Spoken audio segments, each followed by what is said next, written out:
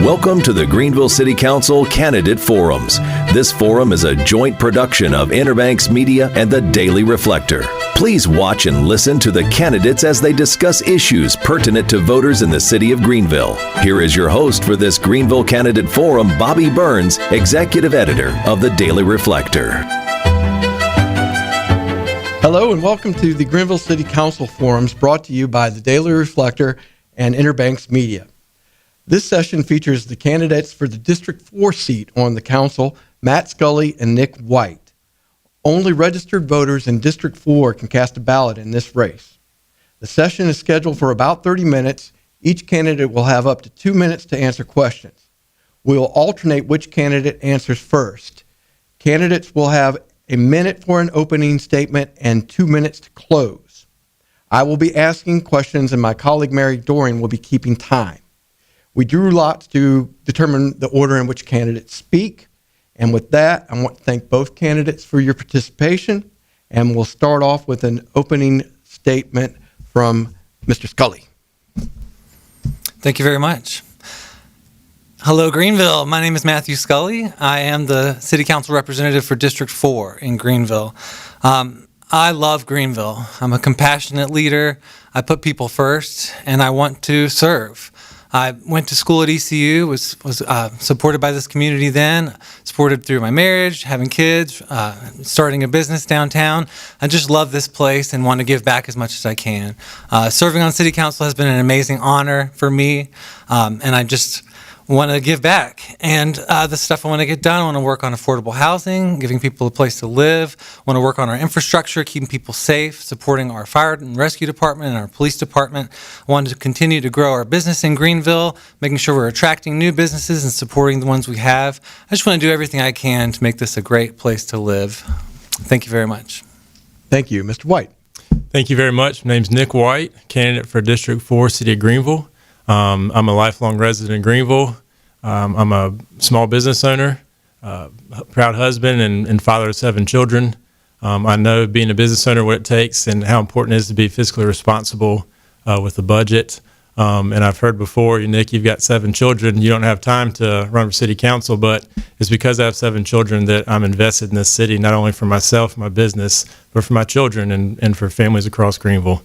So I want to be in city council to represent the citizens of District 4 and just make Greenville the best it can be, not only for my family and business, but for everyone else's family and business and for everyone else's children in the years to come. Thank you.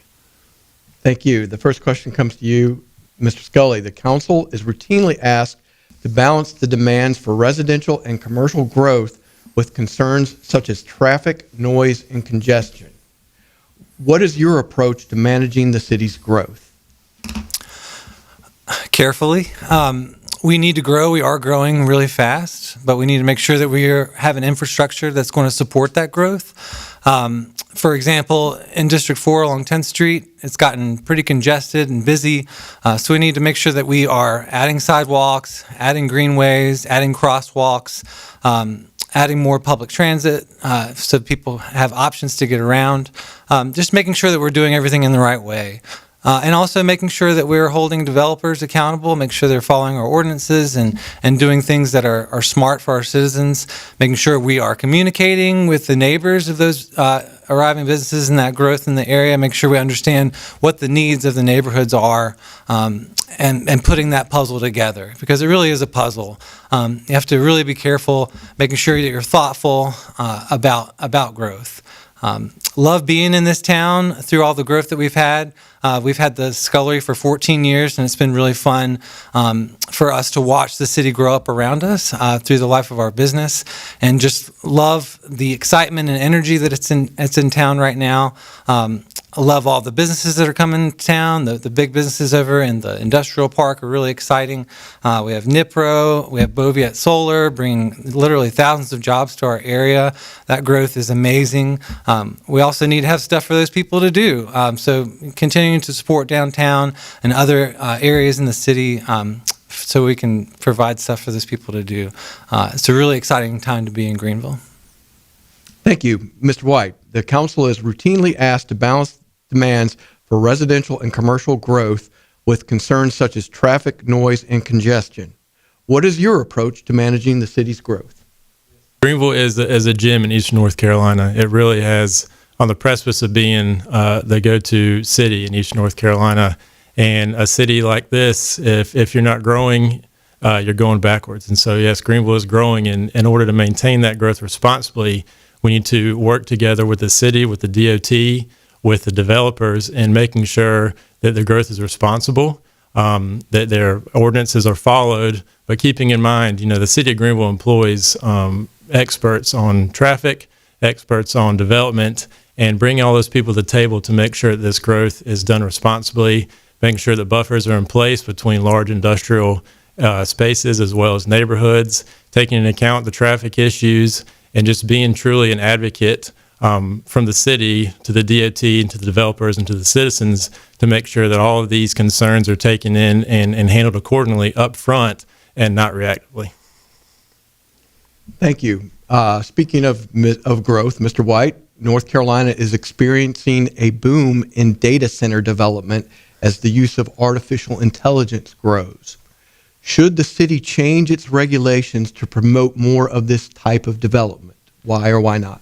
Well, I think we're all right now witnessing the amazing potential of AI, of these data centers, of these centers that need a lot of resources and space.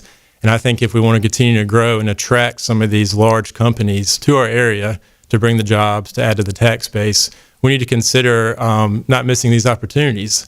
And so if we're going to attract these opportunities, we need to think ahead of time and be responsible on where we would place these data centers. And in full communication, let these data centers know where they could go, and if they can't go in a certain place, tactfully handling it. And if we can't put them somewhere because it's not responsible or good for the city, then letting them know in concrete terms and tactfully why not. So later they may come to the table with another opportunity, or other organizations looking to come here can understand what we expect with those cities coming here. But I do think we need to capture AI, and that is the future. And so if we want to ride that wave and be a part of that, then we definitely need to consider that. Thank you. Mr. Scully, North Carolina is experiencing a boom in data center development as the use of artificial intelligence grows. Should the city change its regulations to promote more of this type of development? Why or why not? Again, we need to be careful with this type of development. We have really strong safeguards around data centers because of our experience with crypto mining. And there's lots of different kinds of data centers. The ones that are most concerning are for businesses like cryptocurrency, where there's no real profit to the community. They don't hire a lot of people, employ a lot of people. They use a ton of energy, and oftentimes they're set up outside in modular units with huge fans that create a ton of noise for the neighborhood around it. So that kind of thing I think we should be very careful about. However, I don't want to miss out on attracting new businesses. And there's also a glut of office space in a lot of different places. And having data centers might be a way to use up some of those buildings, to put them back to good use, and to create. And those machines are millions of dollars sometimes, those data centers, to put those together, and to add that equipment and that property onto the tax rolls, I think would be a very good thing for our community. So I definitely don't want to miss out. We need to be careful, but also need to be open-minded in attracting a new business to the area, making sure we're using our community to the best of our ability, and keeping our citizens safe, and asking them how they feel about things before we do it. Making sure we understand what their needs and priorities are, and make sure they line up with the needs and priorities of our business community. Thank you. Question 3 comes to you, Mr. Scully. The City Council maintained a city property tax rate of 39.54 cents during the last budget session. That's the lowest in 20 years, and added services such as police and firefighting positions. Some have said the rate could have been even lower, maybe as low as the revenue neutral rate of 36.85 cents.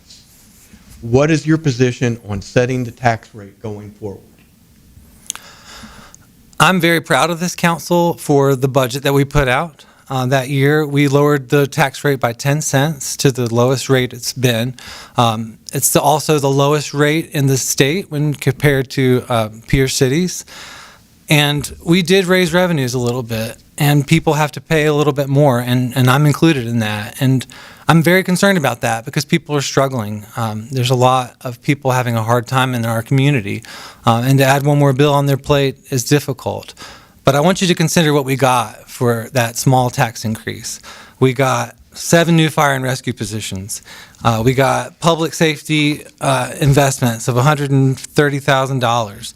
We got sidewalk expansion of $100,000. We got recreation and parks expansion of $100,000. We have 401k contributions. Everything that we spent that money on is vital and essential to us to be able to have a safe, enjoyable community. We have to support our fire and police department. Our fire and rescue department and our police department have been underfunded for a very long time, and that's left us as a training ground for other places. We are training these folks, giving them excellent training, and then they're leaving us to go for better pay, better hours, and better benefits. And we're working very hard as a council to change that. We're increasing their pay. We're working on getting better hours for the fire and rescue department. We've already added 6 new fire and rescue positions. We've added 8 new police officer positions, and we're set to bring the police department bring their positions where they need to be, where they should be to keep our citizens safe. There's a lot that we need to do, but we do need to be fiscally responsible and smart with people's money. Thank you. Mr. White, same question to you. The council has maintained a property tax rate of 39.54 cents, the lowest in 20 years, while adding services such as police and firefighting positions. Some have argued that the rate could have been set lower, even at the revenue neutral rate of 36.85 cents. What is your position on setting the tax rate going forward? Yes, so a lot of the citizens in District 4 I've spoken to are interested in the revenue neutral tax rate simply because, like Mr. Scully said, is prices are high. People are having a hard time. Everything's getting higher. And when we can find a relief for our citizens, I think it's a plus. Anytime taxes go up, that's passed on down to even, a renter in an apartment. So everybody feels the negative effects of a higher tax rate. And I think a bigger question maybe we can think of talking about is, the past 5 years, the city's operating budget has gone up about 26%, from about $145 million to $180 million. So I think maybe we can, on that fiscal responsibility, take a look at why in the past 5 years has there been such a large jump in the operating budget, and really take a look on, what we're spending our money on and smart things to invest in, fire and safety, police, and infrastructure, what really is a necessity for the city to provide for its citizens. Thank you. Let's see, now we're on question 4. And it goes to you, Mr. White. A new state law passed, or it went into effect this week, greatly limits the ability of cities to regulate the size of U.S. and North Carolina flags, and it nullifies steps Greenville has taken to enforce flag rules violated by Camping World. What is your reaction to the state's action? And what is your takeaway from the entire Camping World episode? Well, I think the entire episode was an unfortunate distraction. I think it was an unfortunate distraction. It was a waste of city monies. And with this new law going into effect, we also forfeit all the fines for that ordinance since January. I initially agreed with the council's amendment to allow the flag to remain and the fines be paid. But now we're looking at the flag's going to remain, and we're not going to get any monies from the fines. So I think the flag issue is a distraction from what the city's mission and vision and idea is. But I'm glad it's now behind us, and I agree with the state putting an end to it and allowing the flag to remain. Thank you. Mr. Scully, a new state law that went into effect this week greatly limits the ability of cities to regulate the size of U.S. and North Carolina flags and nullifies steps Greenville has taken to enforce rules violated by Camping World. What is your reaction to the state's action, and what is your takeaway from the entire Camping World episode? I'm disappointed because I believe we were defending our city. It's not about the flag. The flag is beautiful. I love the flag. I love America. I love serving. That's why I'm on city council. I love this community. But it's not about the flag. The fact is, a business came into our city and lied on a building permit. That building permit was nullified, and they never came back to us to try to make it right. We gave them time to come back to us to make it right, and they didn't. The flag has never been inspected for safety by our engineers. It's really too big for the space it's in. It goes against the flag code. It cannot be lowered to half-mast out of respect for individuals and days of observance. There's a lot that's wrong with it. I also believe it's a distraction to drivers. But the worst part is that this business came in and decided that they could do whatever they want, that they could break our ordinances and put up a flag and that nothing would happen. But that's just not fair. Everybody in our community needs to be treated with respect and treated fairly. And just because you have money and influence doesn't mean you can come and do whatever you want. And that's the bottom line. We have to treat everybody the same. And the regular protocol when an ordinance is broken is time is given, a notice is sent, and then fines are levied, and then a lawsuit is filed. And that's exactly what we did. We were just doing our duty as city council members. It's very unfortunate. I hate that it's divided our city, but it really is not a distraction. We've gotten a ton of work done. At the same time, we've gotten this done. We're just doing our duty, doing our best to protect and uphold the citizens of Greenville while being respectful of the flag. There's a beautiful display at Green Springs Park right now offered by the Rotary Club. If you want to go see some beautiful flags, ride down there and look at the Field of Honor. Thank you very much. Question 5 comes to you, Mr. Scully. The council adopted rules in 2023 that eliminate the requirement that new bars be at least 500 feet from existing bars as long as they are no larger than 2,000 square feet in size. 3 businesses have now secured permits to operate under those rules. Should the square footage requirement be increased to encourage even more drinking establishments, and should those rules be expanded citywide? We are looking at that as a council right now, at the Bar 2022 rules and also the 500-foot rule citywide. We're also looking at breweries, and we're being very careful because, let's be honest, if people consume too much, it's dangerous. It's dangerous to the public and dangerous to themselves. So we want to be careful, make sure that we are doing everything we can to put safety barriers around these rules, making sure that we are vetting these businesses, making sure they're good operators. There's a lot that's going into this that's going to protect our citizenry from bad actors. At the same time, we need stuff to do. There are people moving here every day, and that's something we hear about all the time is we need something to do.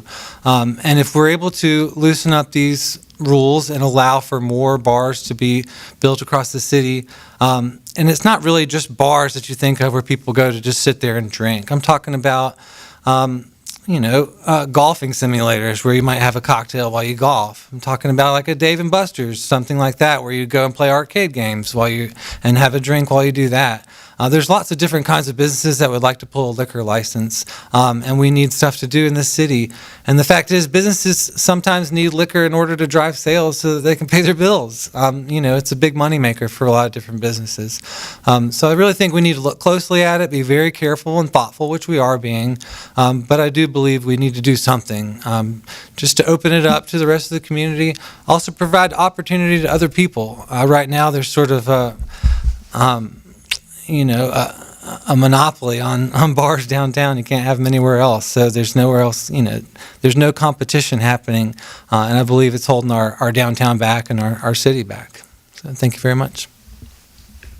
Mr. White, same question to you. The City Council adopted rules in 2023 that eliminate the requirement that new bars be at least 500 feet from other bars, as long as they are no more than 2,000 square feet in size. 3 businesses have secured permits under the new rules. Should the square footage requirement be increased to encourage even more businesses downtown? And should the rules be expanded citywide? Yes, sir. I believe we should loosen these rules and allow these businesses to come in here and have a shot. You know, we've got a downtown that can be really vibrant and fun, be a place for people to go and enjoy themselves. And I say, you know, why don't we give a little trust back to the people? The Board of Adjustment at the city has a mechanism to enforce these bars that get these ordinances, and if they're out of line, they get fined and can be brought before the Board of Adjustment to have these these applications pulled. So I think, you know, let's open it up, let's attract some of these businesses, let's give these hardworking people in Greenville places to go and relax and have a good time responsibly. But, you know, obviously making sure the businesses are in line with responsible ordinance following and not creating problems. But I think it's time we trust adults to, you know, have fun and not be a problem. And the city has mechanisms in order to enforce that and make sure that these businesses are within the correct bounds to do that. Thank you. All right, so we're on question 6. And it goes to Mr. White. Greenville's new police chief says that the department receives most of its complaints about traffic violations and muffler noise, and that it is working very hard to address those complaints. Do you believe that that is an appropriate place for the department to focus, and how else should the city focus its public safety resources?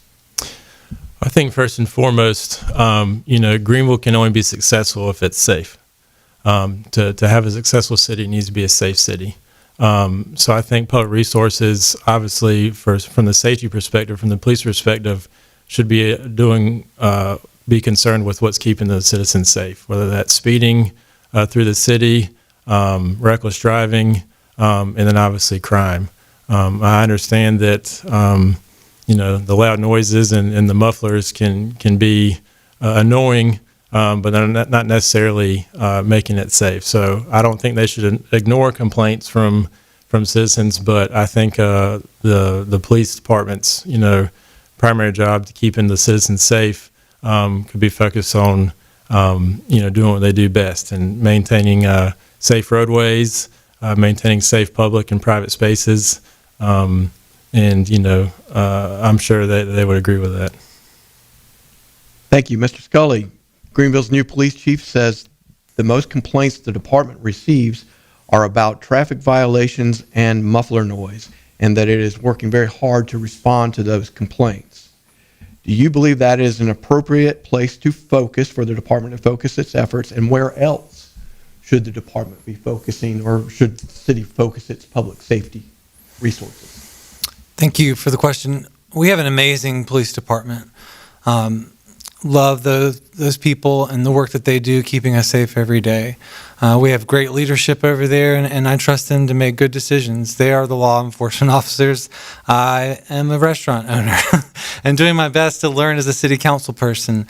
But we have professionals who know what they're doing. And the traffic and the noise complaints are substantial. We heard from a group from Cypress Glen recently of retired folks that live over there who are expecting a peaceful, quiet existence, and they hear loud muffler noises in the middle of the night that wakes them up and takes them away from their peace. And those people have lived a long life. They've worked hard. They deserve great things and deserve to be peaceful on their front porch, deserve to get up and have a cup of coffee in the morning and listen to the birds without having a giant muffler ride by.